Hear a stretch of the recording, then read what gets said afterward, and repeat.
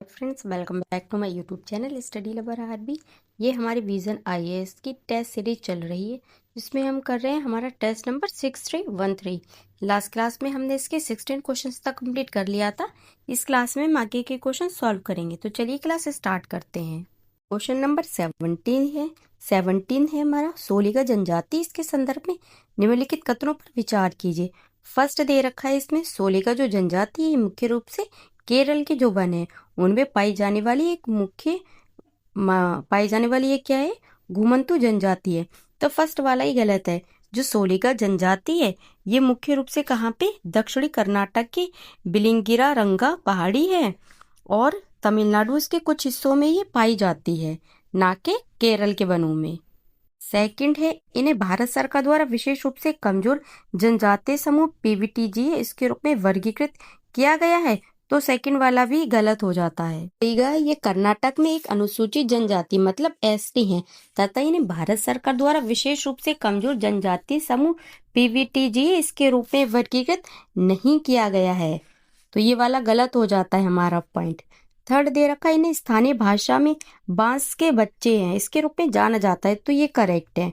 उपयुक्त कथनों में से कितने सही है? तो इसका आंसर है ऑप्शन ए, केवल एक सही है। कौन सा वाला? थर्ड वाला। और फर्स्ट एंड सेकंड गलत है। क्वेश्चन नंबर 18 है, निम्नलिखित कथनों पर विचार कीजिए। इसमें कथन फर्स्ट है, अंतर्राज्यीय ग्रामीण से ग्रामीण प्रवासन है, इसमें महिला प्रवासियों की संख्या सर्वाधिक है। तो ये तो करेक्ट है। सेकंड दे रखा है कथन, महिला प्रवासन के मुख्य कारण काम और रोजगार है। तो सेकंड वाला गलत है। जो ये वाला कारण है ये महिला प्रवासन का नहीं है, बल्कि ये पुरुष प्रवासन का है। जो महिला प्रवासन है इसका मुख्य कारण क्या है? वो विवाह है, मतलब उनकी शादी। काम और रोजगार है, इसके वजह से जो प्रवासन होता है उसमें पुरुषों का प्रतिशत है 26 और महिलाएं हैं इनका प्रतिशत केवल 2.3 ही है। तो सेकंड वाला है ये गलत हो जाता है। उपयुक्त कथनों के संदर्भ में निम्नलिखित में से कौन से सही है? तो इसका आंसर होगा फर्स्ट वाला सही है, सेकंड वाला गलत है। ऑप्शन सी आंसर होगा। कथन एक सही है किंतु कथन 2 है वो गलत है। लगभग 67% जो महिलाएं हैं वो अपने विवाह के पश्चात अपने माता पिता के घर से दूर चली जाती हैं। क्वेश्चन नंबर 19 थे, निम्नलिखित में से कौन सा मानव विकास के लिए क्षमता उपागम इसका सर्वोत्तम वर्णन करता है? तो इसका आंसर है ऑप्शन सी, स्वास्थ्य, शिक्षा और संसाधन उन तक पहुंच के क्षेत्रों में मानव क्षमता है उनका निर्माण बढ़ते मानव विकास से उसकी कुंजी है। क्षमता उपागम, कैपेबिलिटी अप्रोच। तो इस उपागम में इसका संबंध किससे? प्रोफेसर अमर्त्य सेन से है। संसाधन है उन तक पहुंच के क्षेत्रों में मानव क्षमताओं का निर्माण बढ़ते मानव विकास से उसकी कुंजी है। मानव विकास है उसके अन्य उपागम, आय उपागम और कल्याण उपागम है और आधारभूत आवश्यकता उपागम भी है। क्वेश्चन नंबर 20 है, निम्नलिखित युग्मों पर विचार कीजिए। एक साइड कृषि प्रथा है, दूसरी साइड देश है। फर्स्ट दे रखा है मिल्पा, मध्य अमेरिका। तो ये करेक्ट है। लद्दाख जो कृषि प्रथा ये कहाँ की है? कौन से देश की? मलेशिया की। तो ये भी करेक्ट है। थर्ड दे रखी है तांगे कृषि प्रथा, ये श्रीलंका की। तो ये गलत है, श्रीलंका की नहीं है वरना बल्कि किसकी है? ये जो तांगे कृषि प्रथा ये किसकी है? बर्मा की है। उपयुक्त युग्मों में से कितने सही सुमेलित हैं? तो इसका आंसर होगा ऑप्शन बी, केवल 2 सही सुमेलित है। कौन कौन से? First and second. थर्ड वाला तो गलत है। क्वेश्चन नंबर 21 है, निम्नलिखित युग्मों पर विचार कीजिए। खनन क्षेत्र दे रखा है एक साइड में, दूसरे साइड में संबद्ध खनिज है। फर्स्ट दे रखा है चुक्की का माटा, ये कौन से खनिज से संबंधित है? तांबा। तो ये करेक्ट है। सेकंड दे रखा है कालगुरली, सोना से संबंधित है। तो ये भी करेक्ट है। थर्ड दे रखा है यूटा, हीरा। तो ये वाला गलत है। यूटा है ये संयुक्त राज्य अमेरिका के नवादा मरुस्थल में अवस्थित है और ये किसके लिए प्रसिद्ध है? तो ये यूरेनियम खनन है उसके लिए प्रसिद्ध है, ना कि हीरे के लिए। उपयुक्त युग्मों में से कितने सही सुमेलित हैं? तो इसका आंसर हो गया ऑप्शन बी, केवल 2 सही सुमेलित है, फर्स्ट एंड सेकंड। थर्ड वाला तो गलत है। क्वेश्चन नंबर 22, निम्नलिखित क्रियाकलाप उन पर विचार कीजिए।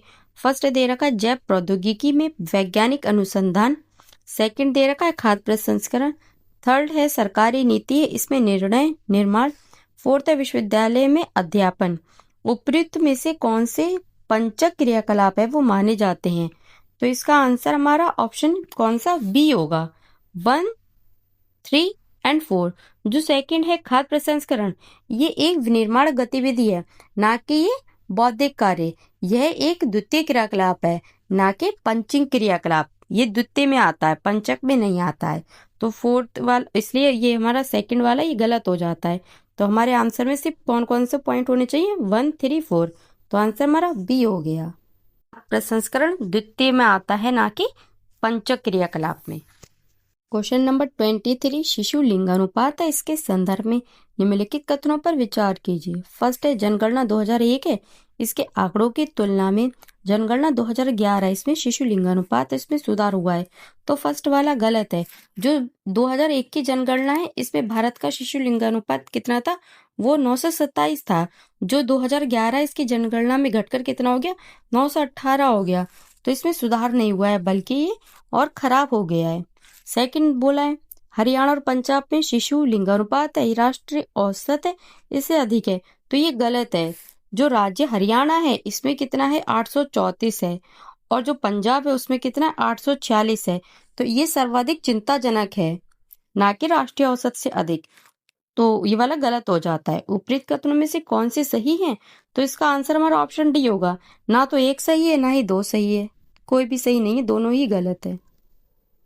क्वेश्चन नंबर 24 है इनडायरेक्ट प्रॉम्प्ट इंजेक्शन है। पद का कभी कभी सुर्खियों में उल्लेख निम्नलिखित में से किस एक के संदर्भ में किया जाता है?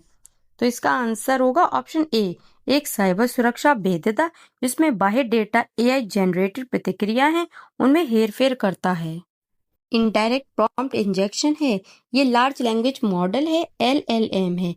इसकी अंतर्निहित जो प्रकृति है उसका लाभ उठाता है, जिससे वे उस सामग्री में सन्निहित निर्देशों का अनुसरण करते हैं जिसे वे संसाधित करते हैं। इस विधि को हाल ही में साइबर सुरक्षा शोधकर्ता जोहार रेहबर्गर है, इन्होंने रेखांकित किया था। उन्होंने यह प्रदर्शित किया था कि गूगल की जेमिनी चैटबॉट है उसमें कैसे हेरफेर किया जा सकता है। तो आंसर हमारा ऑप्शन ए हो गया। क्वेश्चन नंबर 25, पर्यावरण कार्यकर्ताओं ने कैस्पियन सागर में तेजी से घटते जल स्तर पर चिंता व्यक्त की है। निम्नलिखित देशों में से किसकी सीमा है कैस्पियन सागर से लगती है? फर्स्ट दे रखा है कजाकिस्तान, तो इसकी लगती है सीमा। सेकंड दे रखा है इराक, इसकी सीमा नहीं लगती है। थर्ड अजरबैजान, इसकी सीमा लगती है। फोर्थ ईरान, इसकी भी सीमा लगती है। फिफ्थ अफगानिस्तान, इसकी नहीं लगती बल्कि कजाकिस्तान की लगती है। नीचे दिए गए कोड का प्रयोग करके सही उत्तर चुनिए। तो इसका आंसर हमारा 134 होगा। आंसर हमें ये मिल रहा है हमारे ऑप्शन डी में 134, ये करेक्ट आंसर है हमारा। कैस्पियन सागर इसकी सीमाएं कजाकिस्तान, रूस, अजरबैजान, ईरान और तुर्कमेनिस्तान है, इससे मिलती हैं, ना कि इराक और अफगानिस्तान से। क्वेश्चन नंबर 26 है हाल ही में भारत के उच्चतम न्यायालय ने दोषी व्यक्तियों की दंडादेश है इसके परिहार की सरकार की शक्ति है इसके बारे में निर्देश जारी किए हैं। इस संदर्भ में भारतीय संविधान है, इसमें परिहार से संबंधित निम्नलिखित कथनों पर विचार कीजिए। फर्स्ट है संविधान के तहत राष्ट्रपति और राज्यपाल दोनों के पास परिहार की शक्ति है, करेक्ट हो गया। सेकंड है राज्य सरकार भी सशर्त या बिना किसी शर्त के दंडादेश है उसका निलंबन या परिहार कर सकती है, तो सेकंड भी करेक्ट है। उपरोक्त कथनों में से कौन सा सही है? तो हमारा आंसर होगा ऑप्शन सी, 1 और 2 है, ये दोनों ही करेक्ट है। क्वेश्चन नंबर 27 है मानव गरीबी सूचकांक है HPI है, इसकी गणना करते समय निम्नलिखित पैरामीटरों में से कौन से ध्यान में रखता है? फर्स्ट दे रखा है घरेलू उपाय, सेकंड दे रखा है प्रौढ़ निरक्षरता, और थर्ड दे रखा है अल्प भार वाले जो छोटे बच्चे उनकी संख्या। नीचे दिए गए कोड का प्रयोग कर सही उत्तर चुनिए। तो इसका आंसर हमारा ऑप्शन सी होगा 2 और 3, क्योंकि जो घरेलू आय है ये क्या है, ये इसमें इन्वॉल्व नहीं है। जो मानव गरीबी सूचकांक है ये मानव विकास में कमी को मापता है और यह एक गैर आय उपाय है, तो हमारा फर्स्ट वाला है ये इसमें नहीं है। ये मानव गरीबी सूचकांक है, उसकी गणना के लिए ये पैरामीटर नहीं है घरेलू आय, तो हमारा कौन सा 2 और 3 करेक्ट होगा, ऑप्शन सी आंसर। मानव गरीबी सूचकांक HPI है, ये एक देश में एक समुदाय की गरीबी का एक संकेत है, जिसे मानव विकास सूचकांक है HDI है। इसके पूरक के रूप में संयुक्त राष्ट्र द्वारा विकसित किया गया था और इसे पहली बार 1997 में मानव वंचना रिपोर्ट है ह्यूमन डेप्रीवेशन रिपोर्ट है, इसके भाग के रूप में रिपोर्ट किया गया था। और 2010 है, इसमें से संयुक्त राष्ट्र के बहुआयामी गरीब सूचकांक द्वारा प्रतिस्थापित कर दिया गया। Question number 28, land restoration for international peace and security एक रिपोर्ट है जिसे प्रकाशित किया जाता है। तो इसे किसके द्वारा प्रकाशित किया जाता है? आंसर डी होगा, संयुक्त राष्ट्र मरुस्थलीकरण रोकथाम अभियान में इसके द्वारा। Land restoration for international peace and security Adelphi शोध और परामर्श संगठन है और कई साझेदारों एवं विशेषज्ञ हैं उनके साथ UNCCD है। इसके सचिवालय द्वारा संचालित एक सहयोगात्मक प्रयास है। इसमें रेखांकित किया गया है कि साझा प्राकृतिक संसाधनों के प्रबंधन और जो पारिस्थितिकी तंत्र है इसके पुनरुद्धार पर सहयोग से व्यापक राजनीतिक समझौतों का मार्ग प्रशस्त हो सकता है और संघर्ष है उसको भी रोका जा सकता है। क्वेश्चन नंबर 29, निम्नलिखित युग्मों पर विचार कीजिए। एक साइड प्रमुख तेल क्षेत्र, दूसरी साइड देश है। बर्गन फर्स्ट, कुवैत, तो ये वाला तो सही है। सफानिया ईरान, तो ये वाला गलत है। ईरान में सफानिया नहीं बल्कि फेरोडोस क्षेत्र है। थर्ड दे रखा है लूला वेनेजुएला, तो ये भी करेक्ट, सॉरी ये वाला गलत है। वेनेजुएला है, इसमें लूला नहीं बल्कि बोलीवर तटीय क्षेत्र है। फोर्थ दे रखा है शुगर लोफ ब्राजील, तो ये वाला करेक्ट है। फर्स्ट और सेकंड करेक्ट हो गया, वो फर्स्ट एंड फोर्थ करेक्ट है, सेकंड एंड थर्ड है ये दोनों गलत है। उपयुक्त युग्मों में से कितने सही सुमेलित है? तो इसका आंसर हमारा ऑप्शन बी होगा, केवल 2 सही है। कौन कौन से? फर्स्ट एंड फोर्थ सही है, सेकंड एंड थर्ड तो गलत है।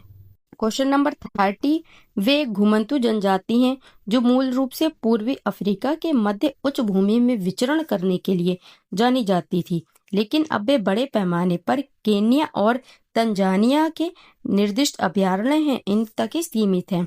उनका समाज मवेशी पालन, विशेष रूप से जेबू जो मवेशी हैं इनके पालन पर आधारित है, जिनके विशिष्ट कुबड़ और लंबे सींग होते हैं। प्रत्येक परिवार इसके पास मवेशी होते हैं और निर्वाह इसके लिए अपने पशुओं के दूध और रक्त दोनों पर निर्भर रहते हैं। यद्यपि वे पारंपरिक रूप से मांस है उसके लिए उनका वध नहीं करते हैं।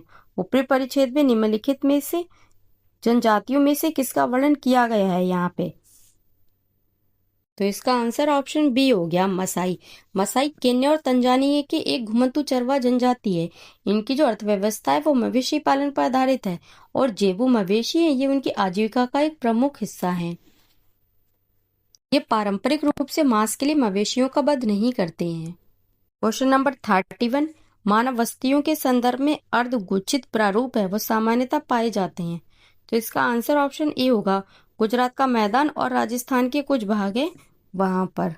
भारत है, यहाँ पे जो ग्रामीण बस्ती है इनको बृहद तौर पर 4 प्रकारों में रखा जा सकता है: गुच्छित, संकुलित तथा अकेंद्रित, अर्धगुच्छित या विखंडित, पल्लीकृत और परीक्षित अथवा एकाकी।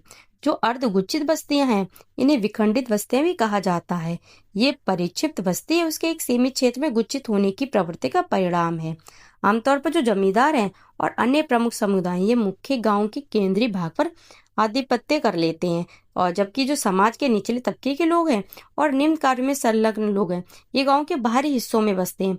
ऐसी बस्तियां गुजरात के मैदान और राजस्थान इसके कुछ भागों में व्यापक रूप से पाई जाती हैं। तो इसका आंसर हमारा ऑप्शन ए हो गया। क्वेश्चन नंबर 32 है, निम्नलिखित विशेषताओं में से कौन सी सौर किरीट छिद्रों सोलर कोरोनल जो होल्स हैं इनकी है?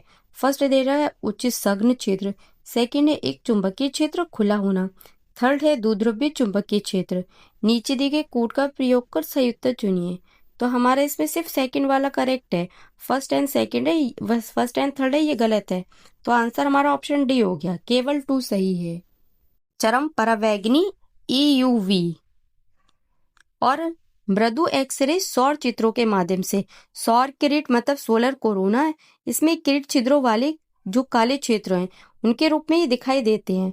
फिर काले डार्क इसलिए दिखाई देते हैं क्योंकि वे आसपास के प्लाज्मा की तुलना में ठंडे कम घने क्षेत्र होते हैं तथा खुले एक ध्रुवीय चुंबकीय क्षेत्रों वाले क्षेत्र होते हैं। फ्रेंड्स ये वाली क्लास हमारी यहीं पे एंड करते हैं, आगे के क्वेश्चन सब नेक्स्ट क्लास में करेंगे। तब तक के लिए थैंक यू, जय हिंद।